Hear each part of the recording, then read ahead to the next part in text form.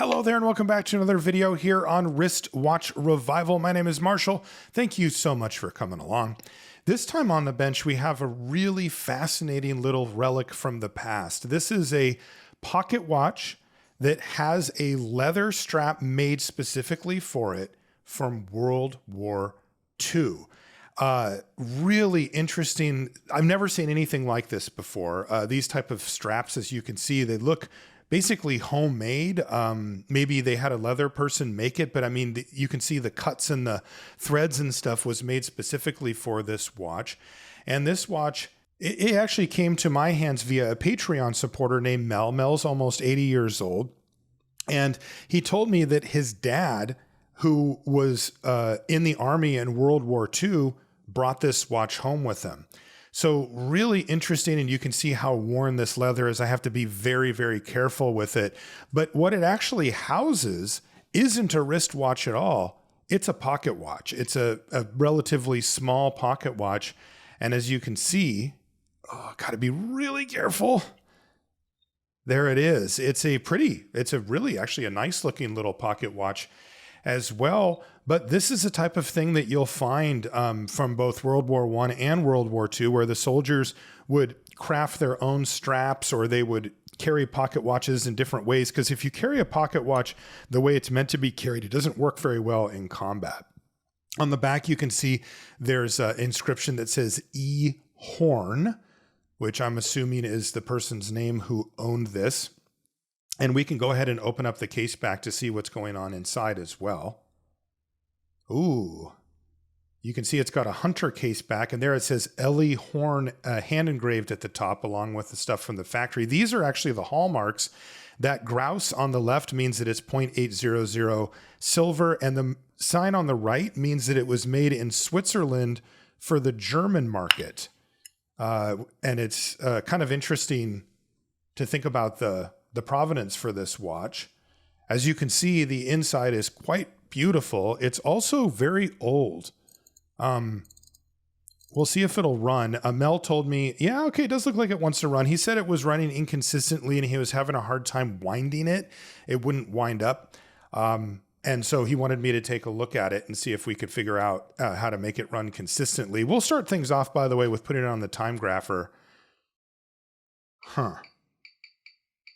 Yeah, I was a little bit worried about this. So the time grapher works by actually listening to the sounds that each little mechanical movement makes within a Swiss lever escapement. That's the type of watch that I've worked on almost exclusively here on the channel. Almost every watch uses that type of escapement. This one doesn't. This one uses what's called a cylinder escapement. And I was worried that the time grapher wouldn't be able to read it. And sure enough, it can't. So we're going to have to go without time grapher most likely here, but we can still try to get this thing running as best we can. Of course, we'll start by taking off the hands and such. But one of the things that really jumps out about this movement is that it's old, way older than World War II. This movement, I looked up which movement this actually is. It was made by a company called FHF, and they were out of Chaux-de-Fonds in Switzerland. So this is, as that hallmark showed us, a Swiss-made watch. But the first time that this movement type was made was 1890. So this watch predates World War II by a lot, by in fact another World War. So this maybe was a family watch or something for the person who owned it. I'm not really sure. But this is not a military piece by any stretch of the imagination. This was made before and also not for wartime. And that's why you see, by the way, the kind of elaborate leather strap that came with it. It was changed over so that it could be used in harsh conditions. As you can see, it is a very beautiful movement. One of the things that stands out is that it's got, an individual bridge for each of those jewels going up along the top. And that's pretty cool. And then here we can take out the balance, and you can see there was some wind left in the watch. That was probably just from when I wound it up just now, but we'll just let it unwind. Do still need to take off this rather beautiful dial. The font there, love that. It's an enamel dial. You can see on the back there's also some enamel. They fire these. They do have to heat them up a lot to get that enamel melted, but basically they put some on the back because it's a brass dial blank in between. And if you only put enamel on one side, it'll actually bend the metal a little bit and then the enamel will crack. I can continue the disassembly. We're going to need to take off the cannon pinion here. So I've got my cannon pinion removal tool. That didn't work. Oh, wow. Yeah, that didn't come off at all. That cannon pinion looked like it was really on there. I think I'm just going to continue with the disassembly process here, and I'll come back to that because that thing wasn't budging like at all. And I just don't really want to push my luck there. Okay, well, we continue disassembling. As I mentioned, this is a cylinder escapement. That means there's no pallet fork. But one of the really cool things is look at the escape wheel here. It is so cool. I love these old cylinder escapement wheels. They're so beautifully made, and especially given that this was in the 1800s, you know, the precision that they got on these was absolutely incredible. As I mentioned, you know, like this one and the bridge I just took off prior kind of have that finger where it just goes over and it just houses one jewel to hold the top pivot of, in this case, I guess the fourth wheel. And I think that's a really elegant design that isn't used very often anymore.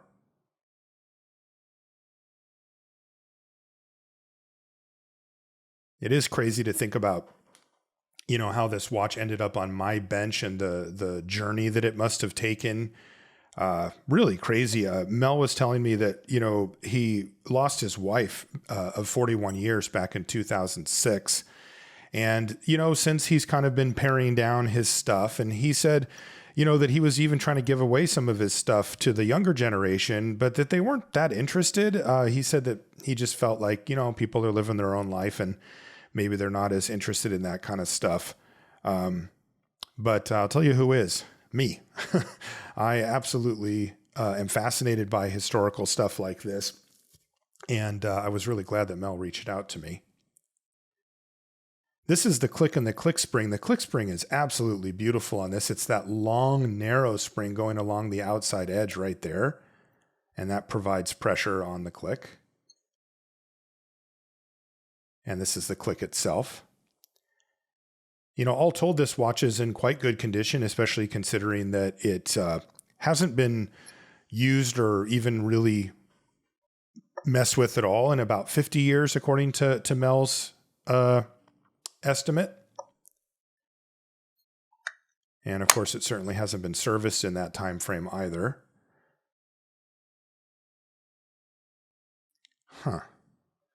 It's a little bit weird though. The crown wheel and the ratchet wheel just both don't come off. I'm not really sure how those are supposed to come off. I guess I'll just leave them on for now. I can kind of work around them for the most part, but it is a little bit strange. It does, because it doesn't feel like they're like stuck on because of dirt or anything. It feels like they're like, I don't know, maybe friction fit on, or there's something holding them together that I'm unaware of. It's a little bit of an adventure for me working on something this old. Always have to be extra careful with stuff like this. I also find that it's best to try to maintain the historical value of it, you know, by trying to keep the parts as original as possible. Watches like this are effectively never used for like strict timekeeping. I think that for me, there's a threshold where I want it to be functional. I think that it's more interesting, and I think it, you know, it tells its story a little bit better if it's functioning. You can take out the yoke here. This is a little, ooh, I see a little bit of rust on that actually. Yeah, I see some rust down there by where the keyless works is right here. That is not super uncommon. That's also, interestingly, the only part that's sticking out of the leather strap that this watch was held in. And it looks like it got a little bit of water ingress. This looks like a plate that maybe covers up the balance jewel on the bottom. This movement has 10 jewels in it. Okay, I need to try to get this cannon pinion off of here. I'm going to use my hand levers to see if I can't just pry it loose. Wow, that thing is really on there. Oof. Yeah, it is not coming up. And I just don't want to put that much pressure on this thing. I'm going to hold off once again. I wonder if I can actually take off this barrel bridge with these parts still intact, just get it around that center wheel. This, by the way, is like a bar that holds in the crown and stem, though this particular keyless works is a little different than what we're used to. Okay, let's see if this thing will come off. I don't want to... Oh, maybe. Let's take a look. This is a very strange movement, for me at least. Yeah, okay, that does just come off. It looks like there's once again a bit of rust kind of holding the thing together. So yeah, you can see the rust there on that part. So I'm going to have to deal with that in a minute because I don't want to strip that screw. So what I think I'm going to do is use some penetrating oil here on both the cannon pinion and also that screw holding on that bar. And this will allow the oil to seep in between and hopefully loosen the parts a little bit. Also, to take off that cannon pinion, I'm going to try using my my staking set. And a staking set is kind of an all-purpose tool that allows you to press, pull, and hold things of various sizes. This one uses a pretty common setup where it actually has a hole in the bottom where you can use the stakes, those are the pointer things there, as the bottom as well. So I can have that one holding the part, and then on the top, I should just have to give this a very light tap with a hammer. Let's see, this is my hammer. So let's see if that actually loosened up the cannon pinion for me from the center wheel. Hopefully it comes off. Ah, there we go. Okay, so that's what I needed to do instead of using my cannon pinion removal tool, I guess, the whole time. But that's kind of a live and learn moment for me. I did not realize that those were press fit that tightly into place. Let's see if the penetrating oil did its job on this screw. Yes, that is much, much better and much less risky, because the last thing you need when you have an old movement like this is to strip a screw. You know, now all of a sudden you're dealing with a whole different world of pain. And you can see some of the rust on it there as well. But with that, that means that this watch is fully disassembled, and I can put everything organized away for the watch cleaning machine. And a little bit of an adventure getting this thing apart, but it did come apart ultimately. So let's put it in the watch cleaning machine. As you can see, I've got my 3-stage setup here with a drying stage as the 4th at the end. And while I do this, I did want to mention, I've got a Patreon for this channel. It's a way to support your favorite content creators, people that make podcasts or videos like what I make, or music or artwork, anything like that. You can usually find them over on Patreon. It's just a way to directly support your favorite content creator. So if I happen to be one of those, it's patreon.com/wristwatchrevival. And if you do sign up, you get a thank you card and a sticker in the mail, no matter what level you sign up for. And I really appreciate it. Thanks to everybody who supports me on there. The other thing we need to do here is to clean the case. And that means the ultrasonic cleaner is going to get employed here. And I want to make sure that that top part of it, where the crown and stem go in, are submerged in the ultrasonic fluid, because I really want to make sure that if there's any rust or debris that's left in there, that it gets taken care of. Now take a look at everything all laid out. Pretty basic movement overall. You know, for an old one, they were a little bit simpler, and this one shows that. Here's the rust, by the way, on that bar and the screw. And there's also some rust, it looks like, on the yoke. But I will say this looks like just surface rust to me. You know, sometimes rust will actually eat away at the metal and make it so that it's weaker or even breaks. But sometimes it just appears like this, where there's kind of like, I don't know, there's just a little layer of discoloration and kind of rust dust that's on here. And usually you can just kind of manually clean that off and then just give it another little clean in a solvent. Okay, so here's the barrel bridge, and I do not know how to take off this part, and I don't want to force anything else. So I'm just going to work around having the barrel on here. I don't think it's going to hurt anything. And that means that I can put the mainspring back in just like how I always do. So first a quick test fit, and then I can use my mainspring winder here to put the mainspring back in. I am going to reuse this mainspring. Yes, it's old. Yes, this is the old style of mainspring as well. But like I said, when possible, I like to try to keep the parts original to the watch. So all I have to do is wind in the mainspring, and then at the very end, there's a little tab. And I just have to make sure to manually put that into the winder, as that's the part that actually catches the outside wall of the barrel and makes it so that you can't wind the watch anymore. But once that's done, we get to do the good part. I remove the handle and the mainspring will be inside. And now I get to do this.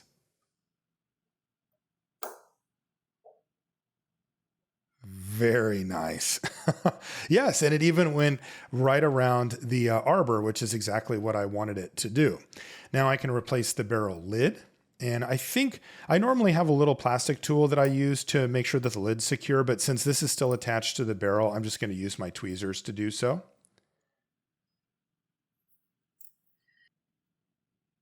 And then I'm taking a look though at the center wheel. This is the one that was attached to the cannon pinion, and there's like kind of a bend in it.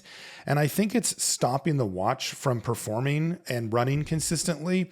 So what I did is I looked up and I actually bought a movement off of eBay that had a center wheel that would work for this movement. And I'm going to use that one because, again, I value functionality. I do value originality, but I value functionality as well. And I want this watch to actually be able to run.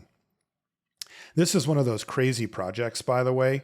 I've had this watch from Mel for a year and a half, something like that. This is one of those ones where I needed a part. I put the search on eBay and I just let it ride. And sometimes it takes forever to get it back. So Mel was very, very patient, and I was really grateful for that because, yeah, sometimes people ask me if I have any projects that like I wasn't able to finish. And the answer to that is mostly no, but not probably for the reasons that you think. It's because if I get stuck or if I need a part, I will set it aside until I either find the part or figure out how to do the thing that I need to do myself. So any projects that I failed at are basically just on hold because I'm real stubborn about it. Like I do not like to give up on any of these things. So it is rare. I don't know if I've ever fully given up on one. I probably have when I first started. Okay, now we can put this beautiful long bridge. This one actually does have two holes in it. It's got a jeweled hole and then a non-jeweled hole. The jeweled hole there you can see for the third wheel, and then the non-jeweled for the center wheel. But one of the cool things about this individual bridge setup that this watch has is that it is actually neat. This is the hardest one of those to put on, right? Like, and it only had two pivots that I needed to line up. It's not uncommon on modern watches to have 3 or even 4 pivots that you need to line up, and that can be quite difficult. Okay. And as I mentioned, this is one of the ones with just the single. As I continue to put this together, I did also want to mention that if you're interested in starting watch restoration as a hobby, if you'd like to be able to get watches like this with all this interesting history and story behind them and everything and bring them back to life, you're going to need tools. And I actually started a website where I've curated toolkits that are approved by me, ones that I use as well. It's called sutcliffehansen.com. I started with my friend Alex, and basically it's meant to reduce that barrier if you or maybe somebody that you love would be interested in trying out watch repair, watch restoration as a hobby. So I'd love it if you'd check it out and keep somebody in mind who might be interested in it. Okay, now I've got that beautiful escape wheel in, and I can put the little bridge here that goes over it. And again, really simple and really elegant.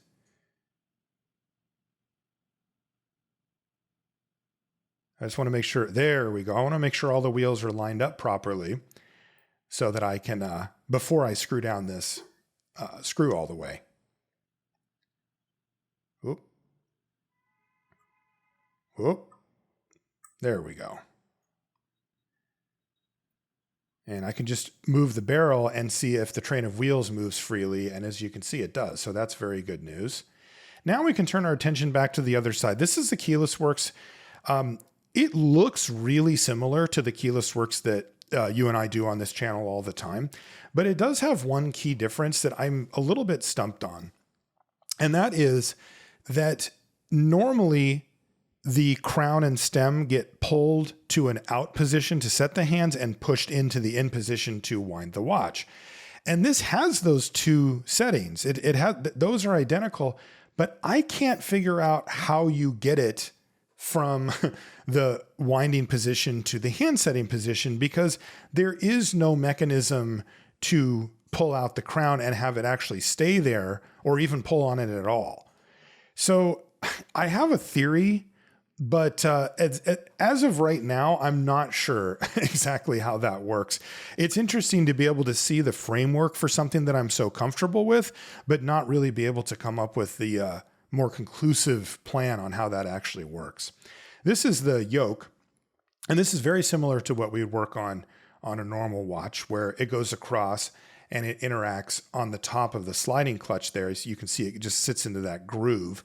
But the question again is, I don't know how it goes back and forth. So we'll figure that out. My hunch is that there's something outer of the movement, like something on the case or something like that.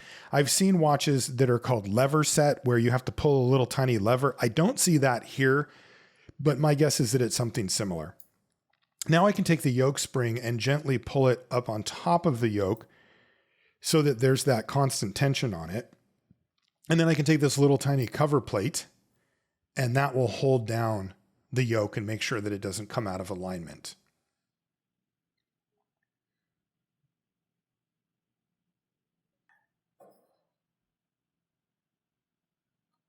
And once this thing gets back on, now the keyless work should technically be working. Yeah, so that part's working fine. And I still need to put a little bit of grease here, though, on the spring that acts on that yoke. I mean, it's kind of wild to think about the different types of lubricants that were used when this watch was originally made to the types that we use now. I mean, this thing's never seen synthetic oils of this quality. I mean, these things are, laboratory tested, they're perfect basically, where the other stuff was organic materials, to say the least. Okay, so now I can replace the crown and stem if I can figure out how this thing goes in. Because remember, there was that bar that kind of holds in the crown and the stem, and I still need to put that in as well. And this is it right here. So the way that it works, it seems to be, is that it goes across the crown and the stem, across the stem, I should say, and then I can screw it in on that left-hand side there, just kind of the similar way that we do on a wristwatch. And if it's screwed down, then that bar snaps down over it, so it means that you can't pull the stem out. But if you loosen it, then it gives it enough play that you can actually take it out. Oh, but actually, wait a minute. Oh, this is really annoying. Yeah, so that bar is actually held on by two separate screws. And one of them goes right here, and that is underneath the barrel bridge. And I did not realize that. So I've had to now completely disassemble basically all of this watch, and just to get this one screw into place for this bar.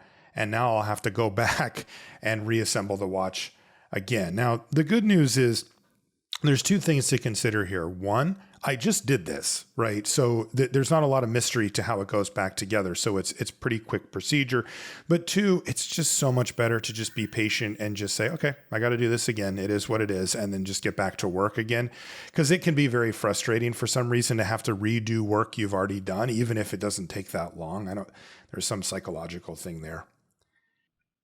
So the next thing we need to do is put on the balance, and we'll see if this watch will come back to life for us.